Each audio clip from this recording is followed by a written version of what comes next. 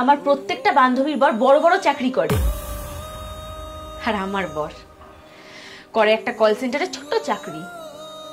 শোনো, এদেশে চাকরি নেই, চাকরির চোর আছে। ভালো কোয়ালিফিকেশন থাকা সত্ত্বেও আমাকে ওই কল সেন্টারে 12-14 হাজার টাকা চাকরি করতে হচ্ছে। পূজা, এই পূজা, তাড়াতাড়ি এসো। কি হয়েছে এটা? কি তুমি রেডি হয়ে গেছো? চলো তাহলে অফিস যাওয়ার সময় আমি তোমাকে ড্রপ করে দেবো। ড্রপ করে দেবো মানে? এমন একটা ভাব করছে মনে হচ্ছে কোনো অডিতে করে নিয়ে যাবে। নিয়ে তো যাবে সেই অটোতে করে প্রতিদিনের মতো। আমি একাই চলে যেতে পারবো। পূজা, তুমি আলাদা করে অটো রিজার্ভ করে গেলে এক্সট্রা 60 টাকা লাগবে। কি দরকার আছে 60 টাকা খরচ করার? আমি তো তোমার স্কুলের সামনে দিয়েই যাই, রোজ যেভাবে তোমাকে ড্রপ করে দিই আজকেও ড্রপ করে দেবো। এই এক্সট্রা 60 টাকাটা বাঁচলে সেটাও তো বাঁচবে। খারাপ কি? খারাপ এটাই যে আমি তোমার মতো একটা লোককে বিয়ে করেছি।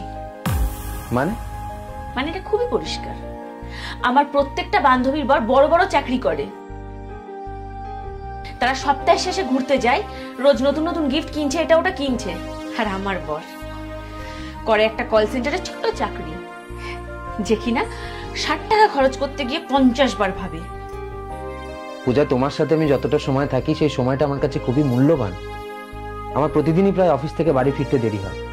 বাড়ি ফিরে দেখি তুমিও স্কুল থেকে ফিরে টায়ার্ড হয়ে ঘুমিয়ে পড়েছো। আমরা নিজেদের মধ্যে সময়ই কাটাতে পারি না। তাই প্রতিদিন সকালে এই অটোতে যতক্ষণ সময় আমরা একসাথে যাই সেটাই আমাদের কাছে সময় কাটানো। অটোতে ধাক্কা খেতে খেতে যাওয়াটা তোমার কাছে সময় কাটানো মনে হয়? আর লোকে তাদের বউকে নিয়ে ডিনার করতে যায়, এদিক ওদিক ঘুরতে যায়, সেটা তাদের কাছে সময় কাটানো। আর উনি নাকি অটোতে আমার সাথে সময় কাটাতে কাটাতে যাবে। এই শোনো, আমাকে যদি নিজে চাকরি করেই আমার খরচ, সংসারের খরচ সমস্ত কিছু চালাতে হবে, তাহলে আমি বিয়ে কেন করলাম? আমি তো একা থাকলেই পারতাম।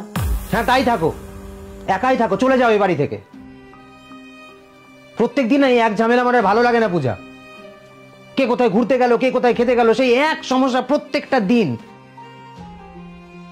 আরে বাবা, কে কি করছে সেসব বাদ দিয়ে নিজের সংসারটায় মন দাও না, দেখো অনেক উপকার হবে। আর আমি তো বড় চাকরির চেষ্টা করছি, যদি না পাই আমি কি করব? শোনো, এদেশে চাকরি নেই, চাকরির চোর আছে। ভালো কোয়ালিফিকেশন থাকা সত্ত্বেও আমাকে ওই কল সেন্টারে 12-14 হাজার টাকা চাকরি করতে হচ্ছে, আর সেটা করেই পেট চালাচ্ছি। সরকারি চাকরি যখন নেই, তাহলে বেসরকারিতেই চেষ্টা করো বড় পোস্টে যাওয়ার। চেষ্টা তো করছি, তুমি দেখতে পাও না? রোজ চেষ্টা করছি বড় কিছু করার। যেদিন বড় চাকরি পাবো সেদিন না হয় তুমি তোমার চাকরি ছেড়ে দিও। সেদিন জীবনেও আসবে না। পূজা, পূজা,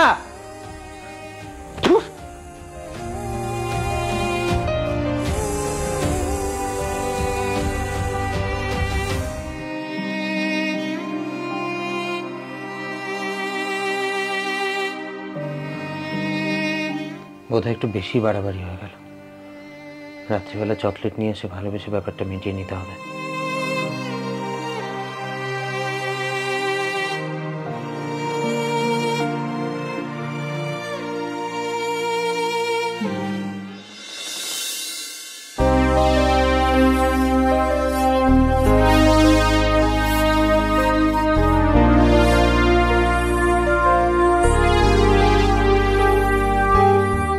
যা, ঘুমিয়ে পড়লো। আজকেও আমার আসতে দেরি হয়ে গেল। ভাবলাম রাত্রিবেলা এসে চকলেটটা দিয়ে সকালের ব্যাপারটা মিটিয়ে নেব। একটা কাজ করি, চকলেটটা মাথার কাছে টেবিলে রেখে দিই, কাল সকালে উঠে দেখলে মনটা ভালো হয়ে যাবে।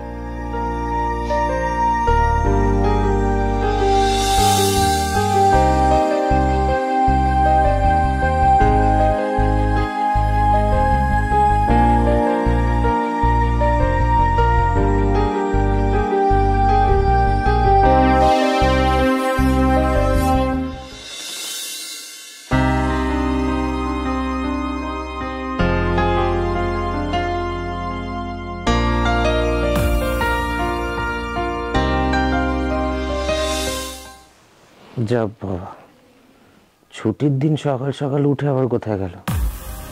ছুটির দিন তো এত সকালে ওঠে না। পূজা,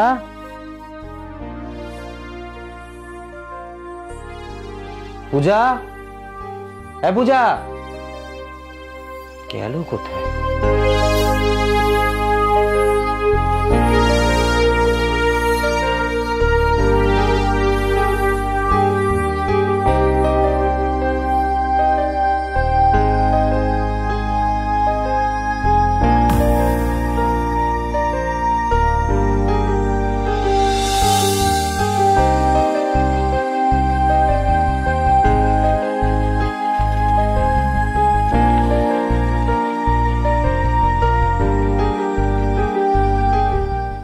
আমি একটু বেরোচ্ছি, বাইরে থেকে অর্ডার করে খেয়ে নিও, আর না হলে এই সস্তার চকলেট খেয়ে পেট ভরিয়ে নিও। একটু বেশি রাগ করেছে মনে হয়, কিন্তু গেল কোথায়?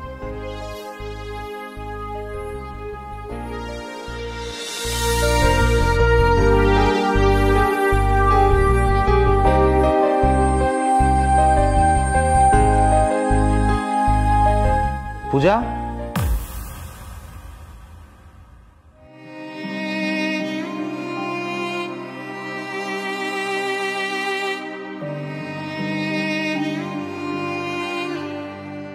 পূজা কোথায় গেছিলে তুমি?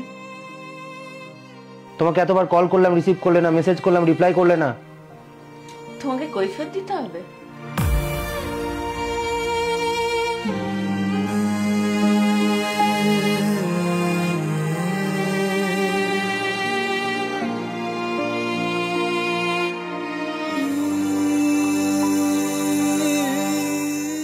কি গো, বললে না তো কোথায় গেছিলে? শোনো, আমি খুব টায়ার্ড আছি, আমরা কালকে কথা বলি এটা নিয়ে। পূজা দেখো, কালকে সকালে যেটা হয়েছে সেটা হওয়াটা ঠিক হয়নি, আমরা তো কথা বলে মিটিয়ে নিতে পারি। উফ, আমি বলছি না আমার ভালো লাগছে না, আমরা এটা নিয়ে কালকে কথা বলি। কেন বারবার বিরক্ত করছো? আমার ইচ্ছা করছে না এখন এটা নিয়ে কথা বলতে। পূজা,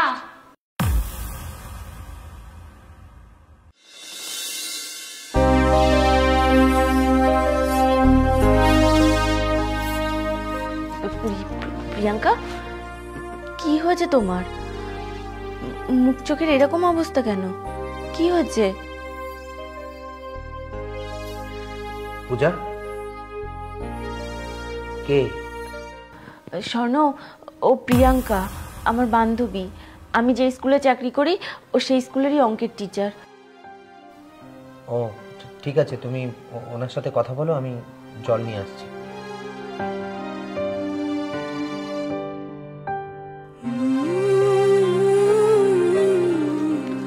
বসো। কি হয়েছে বলবে তো?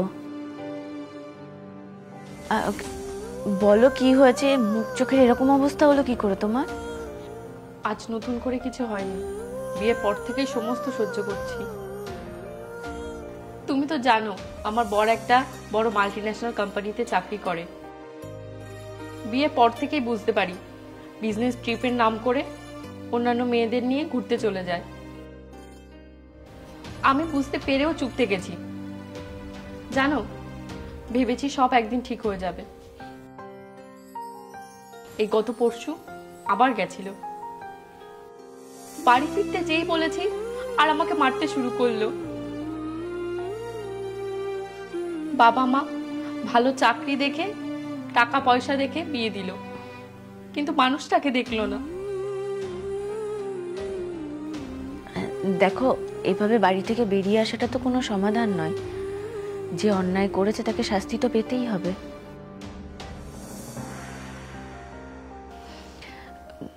তুমি বাড়ি যাও। প্রিয়াঙ্কা, বাড়ি যাও, দেখবে সব ঠিক হয়ে যাবে। প্রিয়াঙ্কা, ভয় পেও না। তুমি যদি বেরিয়ে আসো এই মুহূর্তে আরো খারাপ হয়ে যাবে। তুমি বাড়ি যাও, 2-4 দিন পর দেখবে সব ঠিক হয়ে যাবে। তুমি তোমার বাবা মার সাথে কথা বলো, দরকার হলে থানায় যাও, আইনি সাহায্য নাও। আমরা তোমার পাশে আছি, কিন্তু এখন তুমি বাড়ি ফিরে যাও।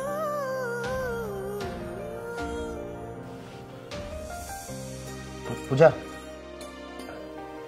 জল।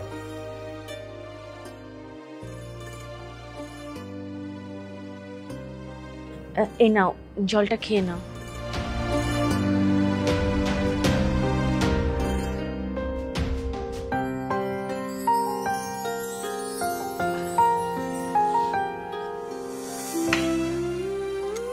তুমি বাড়ি যাও, দেখবে সব ঠিক হয়ে যাবে। আমি তো বলছি তুমি বাড়ি যাও, দেখবে 2-4 দিন পর সব ঠিক হয়ে যাবে।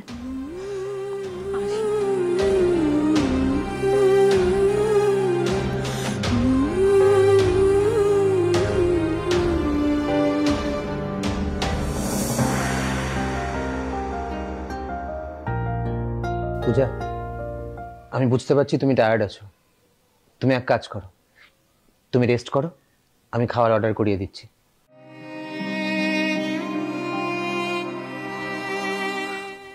সরি।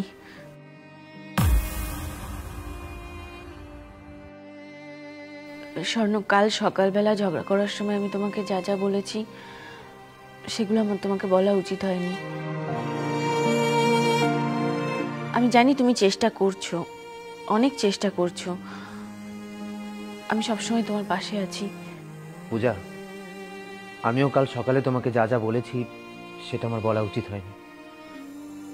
তুমি পারলে আমাকেও ক্ষমা করে দিও প্লিজ, কিছু মনে রেখো না।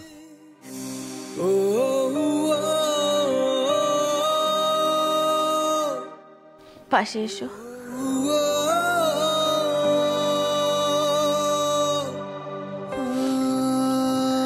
I love you. I love you too.